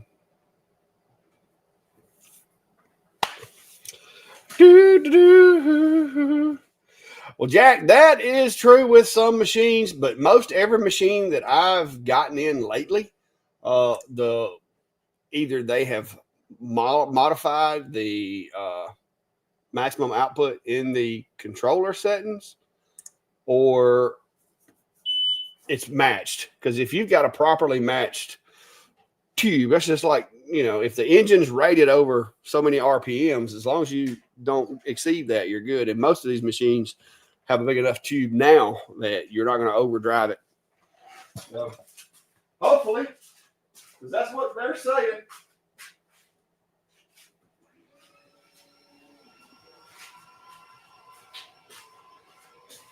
But the awesome thing about diodes is it don't matter how hard you push them. Because if I was going to blow up a diode or ruin a diode, I would have done it. This X40 over here, I promise you, probably has. I mean, I've been running this one for about a year, and I guarantee you, it's got enough use on it that the average person wouldn't put as much use on it as I have in 5 years, because this thing runs a lot of times on Saturdays and Sundays. This X40 will run for like 8 hours a day. And I'm gonna be honest with you, some days, if it's a real dusty job, I'll clean it a lot. Some days I just keep pushing, because if I crack a lens, I got more. Because but the new air assist setup on the Atom Stack machines runs cleaner than the old Atom Stack machines. Just like this S1. The S1, the way they built the air assist on this one, I've got mine set up to where my S1 constantly has, like, I think it's number 2 on the output for the air assist, but when it's cutting, it goes all the way up to max. that's one of the best things that these laser manufacturers can do is to set it to where there's a little bit of air going through there all of the time. And I'm in the process now of I'm going to do some modifications to the Mega. I think I have decided that I like the mechanics of the Mega. I dislike the way they've got it set up and the way that it controls. And so I'm going to do surgery on it, and I'm going to add a shop air to it. I'm going to leave their little air assist pump probably in there, but I'm going to piggyback off of it with a relay for shop air so I can dump some pressure to it. And I'm also going to try to see if I can disconnect the camera from the controller and plug it into a USB. If not, I may replace it because I like some things about it. I like the 70 watt. Is it 70, 60? Anyway, I like the output of the machine, 70 watt. I like the output of the machine. I like the work area. I like the speed, but they dropped the ball on a couple of those things. So we'll see. Jack says, I got a cheap red and black 60 watt from China about 5 years ago. Yeah, now those machines, a lot of those machines, you did have to be careful because you could overdrive that tube.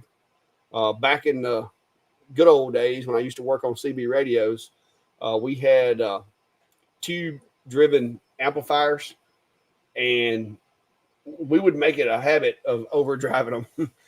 You would shorten the lifespan of the tubes in the machines, but you can take those old-time CB radios, amplifiers, and turn the lights out in the building or in the room, and when you would key that thing up, the tubes would glow. Like there would be like this pink, blue-looking glow coming off the tubes, and you could literally stick your head in the refrigerator at my neighbor's house, and you could hear me talking on the CB because I had that thing swinging. Oh, it was swinging. But that was the good old days before the internet. Yeah, Jack, the radio system that I had I lived in a single wide at the time, and we had a little small room, and it would get hot up in there. Like it'd be 30 degrees outside. I had the window open. I had a Phantom, a 10 tube Phantom. I was running a Galaxy DX55. It was set up 2 Connex boards. I had a preamp, a solid state preamp going into that 10 tube Phantom, but it was crazy. Yeah.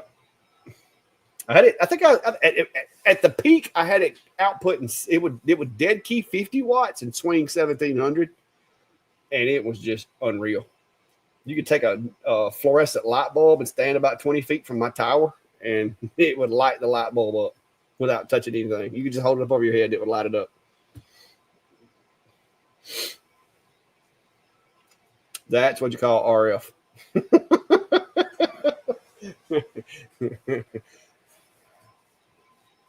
Yeah, the OMTech I did. I used the Polar. I still got it. It's over there behind the P2. I got the P2 there, and then the OMTech's behind it. But the OMTech, I like it for what I use it for. I was hoping to get something with a bigger work area, and I'm wanting to get a CO2 that I can do tumblers with. That is my goal. And I'm going to keep messing around. Somebody brought it up earlier. I'm going to keep messing around. I love that lightning bolt or thunder bolt that I run up at my buddy Tim's place. He bought him a Thunderbolt. It's got the Roto Boss attachment and everything for rotaries. I love running that thing. But if I'm going to buy a CO2 laser, like buy it myself, I'm wanting to get at least a big enough work area to be able to do my stove covers in. I've actually tried getting OMTech to, they've got a machine that's came out that I like. And I've messaged them, and because they asked me, what I might be interested in. And I told them, but I haven't heard back from them. So I don't know if I scared them off with that or what, but they'd like, hey, we'd love to collaborate with you on some other stuff. What would you be interested in? And I told them, and it's been crickets. Because it's like a 2240, I think is what the size is. But it's like I think it comes in an 80 or 100-watt output. I was like, I would really love to have one of those in my shop. That would be nice. Let me see where it's at. Let me find it. But if I ever move into my bigger shop, and if it gets to the point to where, because when I retire, I've got to make money out here, like enough to pay my insurance and, you know, my play cash. So if I see that it's going to benefit me and I'm going to be able to pay, you know, make the money back, which I should be able to, then I may do that. But that's going to require me getting rid of some of these smaller machines to make room for it. I like the smaller machines. I like having multiple machines working on multiple jobs, because the one thing about having a big machine is it takes up a lot of room. And if you've got it working on a job, that area that it takes up is, you can't use it for nothing else until it's done. So I'm kind of on the fence. But if I'm gonna try to ramp my production up and start doing some other products and stuff like that, maybe do a little more selling on Etsy than just digital files to try to support myself in retirement, I may have to step up and get a bigger CO2 than what I've got. So we'll see. We'll see. Like I said, I'm try to figure it out. I think this is that it, or is this an over here? Let me look. I think it was this Pro model. Yeah, there it is. There it is. Yeah, this is the one. This is the one that I've been looking at. I like the looks of this machine, and it's got 4 pass-throughs. I really like this machine, the way it looks.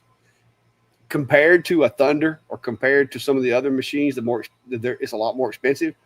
So I'm really thinking I might want to try this one. I like the Polar Plus, the way the autofocus works. This is very similar because the actual cone itself is used as a touch probe, so there's nothing below the cone. So I kind of like that.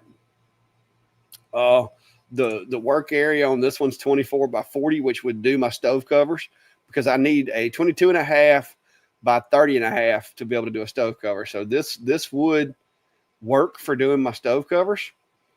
It also has the steppers and all that. This one is kind of, you know, beefy. Like I said, the four-way pass through would be really handy for like ripping down materials and stuff. Now it's not 4 foot wide, so you're not gonna be able to stick a whole sheet of plywood through there. But if I did need to do like these name signs that I do or whatever, you know, I could really do a lot wider one because it's 40 inches wide. So I would like to have something this power output and this size that I can afford. And Thunder, as much as I like their machines, I just don't know. That's a lot of money. A lot of money. And I'm built wrong, apparently, to get one any other way. So, but yeah. But we'll see. Like I said, I get a bigger shop, a little more room. You never know. Maybe it works out. But right now, I'm using these guys, and I don't have the time to dedicate to doing a whole lot of like production type stuff. So I'm sticking with the customized stuff for the most part. So it's not that big of a deal. But if I do retire completely, and let's say I got 1,000 units I need to get out that week, a big machine like that would make life easier on me. But I've got to be able to justify it from a business standpoint. So we'll see. We will see. Right now I don't have room, unless I get rid of a bunch of stuff. And I like the machines that I got. So, and I like testing the machines. I'm gonna be honest with you. I know a lot of people are like, "Oh, I don't want to do reviews because reviews are, you know, aggravating." Blah blah blah. Now, I'm not saying that they're not aggravating. Reviews can be very aggravating. This Mega has been a little frustrating for me. I've had machines in the past that have been frustrating, but I enjoy it. I enjoy seeing the innovations, the things that laser companies are doing. The more machines that I see and see how people are doing things and how they're making things work, to me, the better I can understand how the machines need to be improved. So that's good for me, and I do like helping you guys because like I have a lots of folks that'll message me and be like, "Hey, my machine's doing this. What I need to check," and because I'm so familiar with the way these things are built, usually I can tell them, hey, check this, and they'll be like, "Oh, yep, that was it. Got it fixed." So we'll see. Lance, I would love to have Lance is saying that the OnTech looks nice, but I really think I want an RF instead of glass. I feel you, but there again, you know, budget. You know what I mean? The tube's going to be a lot cheaper than the RF, and we're living in a world right now to where RFs are getting more and more common, and I kind of look for it not to be too long where these companies that have the semi newer machines will come out with and offer a RF upgrade to where basically you snatch the tube out of it and replace it with, the RF or whatever. I wouldn't be surprised to see that coming. I like the RF machines, but like I said, the price tag jumps way up. So we'll see.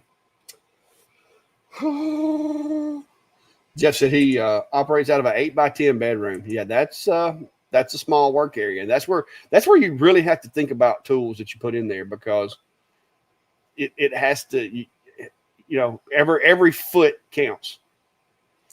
Lance, that is a question for Leo. Now, I will say that Leo has mentioned in the past that is a possibility, but he hasn't promised. He hasn't sent me anything in writing. He did by email say that I was on the list to get one. I don't know. I don't. My rule is I don't generally ask for things. Like I don't reach out to companies. That's not something I do. I don't email companies and go, hey, I'm this big time guy and I want to try. I don't do that. They send me stuff and or ask me, hey, do you want to try this product out? Or you want to try this product out? Now, once I establish a reputation with a company, like say for instance, X-Tool. I've worked with X-Tool and reviewed enough stuff with X-Tool over the years that, I can get most stuff. And then they know, they're going to send it to me and they know I'll do videos and be fair and all that about it, And so with a company like them, yes, if there's something that they have that they haven't mentioned, I may ask them, hey, am I on the list to get this or am I on the list to get that? But as far as doing cold calls to these companies and asking for stuff, I don't generally do that. Matter of fact, I don't ever like this. Just like the CNC, I bought that, but that was my money. Well, Dave, I think I'm gonna be honest with you, and I'm not gonna go into politics of it because I'm not in any way am I an economist. In no way do I understand all the intricacies of how global consumerism and global supply chains work. But I do know this. If you order something from a company that's based here in the United States and the product comes from China, what you pay for that product is not what it costs when it crossed into the United States. You're paying a markup. And so a lot of these products, when you look at it and you're like, well, that's $100 thing and it's 100% tariff. Well, it's actually not. It's probably a $25 thing that, you're paying $100 for it, but in reality, it's probably only about a $25 thing. So, yes, some of that's going to get passed on to us, but a lot of these companies, and the reason that you haven't seen a lot of the prices just fly through the roof is because there was such markup on those things in the beginning already that, it's just they're paying like a tariff on $5 to bring it in, and then you're buying it for $30. So that's where. That's where I think a lot of it is just people, gloom and doom, sky's falling, drama sales, get them while you can, fear mongering kind of stuff. I don't know. And I'm not saying it's going to be great and easy peasy, but I don't believe everything I hear and half of what I see. So there you go.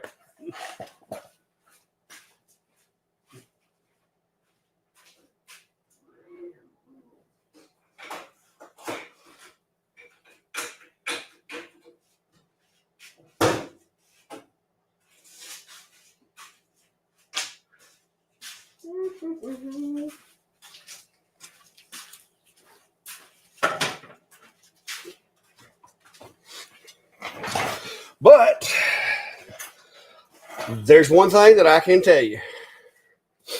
The good Lord's going to make sure that it works out however it's supposed to in the long run. So regardless of who's calling the shots down here, in the end, it ain't going to matter. It's going to work out like it's supposed to. So that's just my way of thinking, and not everybody thinks the way I think, and that is completely fine. But that's the way I look at it. Because take it from me, guys. I have went through doors on many occasions, and as I was getting ready to go in that door, I have thought to myself, is this where it all ends? Is this the last door I'll ever go through? Could it be? Could this be the end of the road? And for all practical purposes, it should have been the end of the road, but it wasn't. So people get a little arrogant sometimes and think that we're in charge of way more than we really are, in my opinion. But that's just my opinion. I'm not trying to push that on nobody. That's just my beliefs. So, because if you want to see something get really like twisted around, think that you got all the answers and that you got a plan, and see how long that lasts. Well, Brad, I ain't gonna lie. I'm at the point where I'm really considering, like what Steve was saying the other day, to where we could sell some deeply discounted machines. Because I have thought about, if I could have a 50% sale on machines and finance me a pretty nice one. If I wanted to clean out some of these things. And there are going to be some giveaways. I will say this. October the 24th of this year, there's an event already on my Facebook page. I'm partnering with my friend May, my folks over at Cog Hill, a whole bunch of other local content creators. And I don't use the word influencer because I don't influence nobody to do nothing. I'm not like that. But content creators in our area that have different genres of channels are all going to be at May's event in October. I'll be retired then. So May found out I was going to be retired at her event. So she put me to work, and she's like, hey, I need you to plan this meet and greet, and I want you to participate in it. Since you're retired, you have no excuse. And she really kind of got me on that one, because I usually I tell her, I'm like, well, May, I would help you, but I can't. I got to go to work. But she got me on that one. Before I had a chance to even make plans, she had already made plans for me. So October 24th, me, her, Cog Hill, Chestnut Hills Farmstead, I think, is going to participate. G&G Farms, Miranda Stay Classy. She does like a cooking stuff a lot of times. Let's see, Simply Lake and Lace. There's a whole bunch of channels around here that some of you may be familiar with, and we're going to do a meet and greet. And at that meet and greet, I plan on trying to figure out between now and then a good machine that we can have a giveaway for. Now, here's the kicker. I did giveaways in the past, and nothing against people that don't watch my videos, but the last time I did a giveaway at a meet and greet, somebody won it that didn't even know who I was. And not that there's anything wrong with that, but moving forward, I would like for it to be you guys. So the way it's going to work is we're going to have a giveaway, but you're going to have to pre-register for the giveaway. So the day of the event, if you're not pre-registered for the giveaway, then you're not going to be able to get the machine. So that's the way I'm going to work it this time. See how that works. That way, the only people that will be in the drawing are the ones that were pre-registered and showed up. So if you're not there, even if you did you know what I mean? So I think that's the better way of doing it. Because the last time, like I said, it was another content creator that won the laser, and I was like, there were some people that had drove a good ways to come hang out with us, and they didn't win it. The guy that didn't even know who I was when he showed up there. Now he did in the end, he knew who I was, but I wanted to be able for you guys to win it. So that's how I'm gonna try to do it this year. Is we're not going to advertise the giveaway at the event. We're going to have the machine there, and we're going to give it away at the event. But the drawing is going to be, it's going to be done like with just the people that's registered beforehand. So there'll be a form for you to fill out if you're coming to the event. I'll put it out on all my social media. So if it's somebody, now it may be somebody that watches May that watches me as well. And if that's the case, then that's great.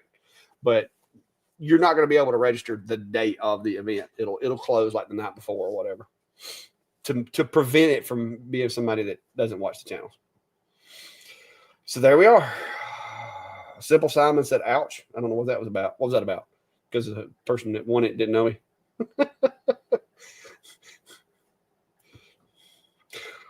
Yeah, well, Dave, I do know that there's a lot of folks here in Alabama that will be coming, and there will be other giveaways coming. Dave, if you're not familiar with our Christmas giveaway, I give away a lot of Amazon cards. The thing about the Amazon cards that I like is my friend Chris over in Australia, or some of you guys that maybe are in Canada or, other countries. I can send you an Amazon gift card. I ain't got to ship it. You know what I mean? Those are simple. So that's what I enjoy doing those things, because that way too. And I'm not knocking anybody. If you're the type of person that your funds aren't where you'd like for them to be, and you win $100 gift. If you win $100 Amazon card, you could buy materials for your laser. You could buy parts for your laser. You could contribute it towards the cost of another laser, or you could buy groceries with it if you wanted to, or something else from Amazon that you needed. I like that idea better. You know what I mean? Because everybody's financial situations are different. I've been in good situations and I've been in not so good situations when it comes to finances. I've always been fortunate and had a job doing what I do. In law enforcement, jobs are plentiful. So, that's the giveaways aren't only going to be limited to the people that can drive to it. Where's the cat? There's two of them running around here. Fluffy is over there laying by the door, passed out. It's probably Callie or Tiger. But that's what I'm trying to do with these. And like I said, Steve's got some machines in Minnesota up there that he's been trying to get rid of. So if you're up there near Steve, then he's got some machines he's trying to get rid of as well. And when I retire, I'll be doing a little bit more traveling. I do like the online giveaways better. And for some of you guys that are members on the channel, I try to use that to give back to a lot of you guys in the community as well. And I've got some stuff, I think most of y'all should know about it, that is in the works. And we're also going to have some more giveaways as things come by. It's just, I'm having to figure all this stuff out. And there's so many. I mean, who would have thought you could actually get in trouble for giving stuff away, but you can on the internet somehow. So the Amazon giveaways, I think, are the way to go, because I can send them to anybody. Like, you could have them within 30 minutes. Like the last time we did Amazon giveaways for Christmas, I think I gave away, was it about $400 worth of Amazon certificates? I think it was like a couple of $100. I think it was 450s and then a whole bunch of 25s. And I literally, after the live was over with, within an hour, everybody that won had their Amazon gift certificate or whatever that they could use to buy whatever. I mean, if they needed a new fan, they could buy a fan. If they wanted materials, they could buy materials. So I think that's the way to go. But anyways, it is 9/11, guys. So I wasn't planning on staying on here too late. So we're going to have to get out of here. I got my name tags done. I will be out here tomorrow most of the day trying to get some stuff caught up. I got it. Well, no. Actually, tomorrow we have the Strawberry Festival in Thorsby. I got to take Brandy and my youngest daughter up to the Strawberry Festival. So I'm going to be going doing that some tomorrow. But yeah, so we'll be around. And don't forget Sunday Night Live. Me and Steve will be out here hanging out on the World Wide Web. Beach Boats, we do partner with some companies, but let me put it to you this way. We've tried it with me and Steve both have tried it with several companies that reached out to us. My most recent one was Algo Laser. Algo is wanting me to try out the Pixie, or I think it's, isn't it called a Pixie? I think it's called a Pixie. Maybe it's not. I don't know. It's the little machine that they've got that's kind of small. And I told them I would if they would send me 2 or either give me a gift certificate or a purchase code for a second one. Reason being, that way I could have one, you know, like basically those 2 machines, I'm not keeping them. All right. I have no need for those. All the people that I help support in my community, they've got other machines that I've gave them. So if I get the 2 Pixies in, I'm going to use them, do the videos with them, and then I'm boxing them back up and sending them out of here. That's why if you notice over here on that table right there, that one Cubico is still in the box, and I've got the exterior box sitting over there, is because that one is going to get shipped out of here as soon as I get through doing the other video, because I don't need all of those. Now, the other one, I couldn't keep the boxes because part of the problem with me not having a lot of room is I can't keep these boxes. So when they send me something, if you can't drive and come pick it up, for one, you know, shipping will eat you up. 2, where am I going to put all these boxes? You know, the cats don't have any more room up there. So I had to get rid of the boxes. But I do have that CNC router for you guys with the green icons. So we'll have that one done soon, hopefully. But other than that, guys, appreciate y'all hanging out with me. It was fun. I know I've been kind of not dropping the content like I used to here lately, but I have been busy doing jobs and working on projects and these machines. And then, like I said, I had a couple of machines that didn't want to cooperate with me. It's just been a mess. Back's getting better, knees getting better. I'm able to do a little bit more than I have been. So hopefully that'll pick back up if I can stay my rear end out of the OR for a little while. So, but other than that, I appreciate you. And you guys be safe. And we're going to get out of here and get in the house. See ya.